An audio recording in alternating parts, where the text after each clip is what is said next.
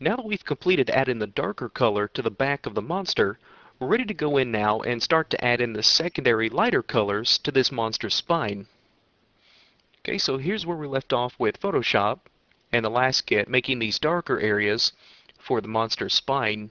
Now let's go in and start to make the lighter areas that will go on top of this. Okay, so the first thing I want to do is select a lighter color.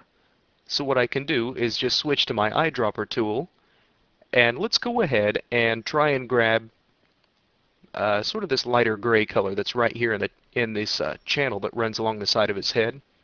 Okay, and that's this color that we've now have selected. Okay, let's go ahead and take a look at this area that we left off. I also want to go ahead and make a new layer, and we'll call this light spine. Go ahead and make sure I've got that spelled right. Okay, so now that I have this new layer for the light area of the spine, let's go ahead and take a look at our brushes palette. Okay, and I'm going to go ahead and use this same number 23 chalk. Okay, let's take a look at this. And I might even make this a little bit smaller, maybe just a little bit, like a 20 or a 21. Okay, I'm going to go ahead and keep that. Okay, so I'm going to go ahead, close this layer, and on this light spine layer, I'll go in and just make a quick mark that runs pretty much right through the center of these darker spots. Okay, so we'll go ahead and continue down the back. Okay, got one more to do back here. Okay, so now that I have these darker areas drawn, now let's go in and pretty much go through the same process of smudging these out. So I'm going to jump back over to my smudge tool, and let's try to pick a larger round brush. Okay, it looks like about 45 is what I want. Okay, I also want to, with this smudge tool selected, I want to go to my brushes palette and make sure that shape dynamics is not set to pin pressure on the size jitter. So I want to make sure that shape dynamics is completely turned off. And I want the strength jitter set to the pin pressure.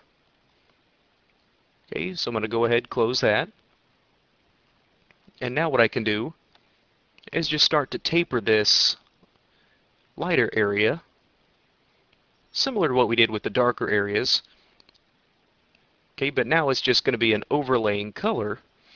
So it looks like this skin now is being stretched up and that it's kind of worn, almost like a real tough, leathery skin.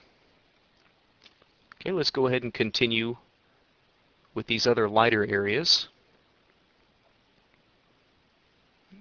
Okay, we got a couple more to do.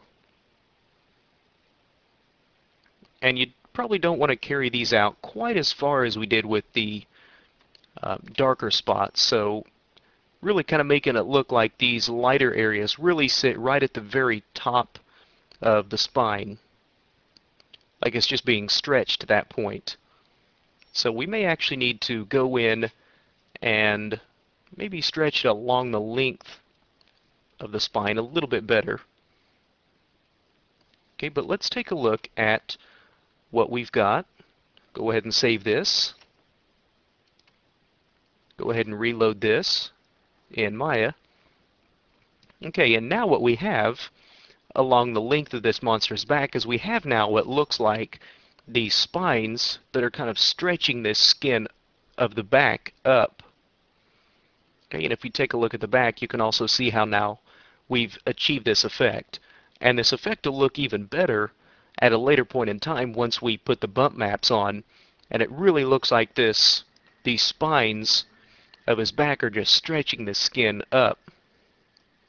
Okay, so now in the next video, we'll go ahead and continue adding some more detail to this monster's skin.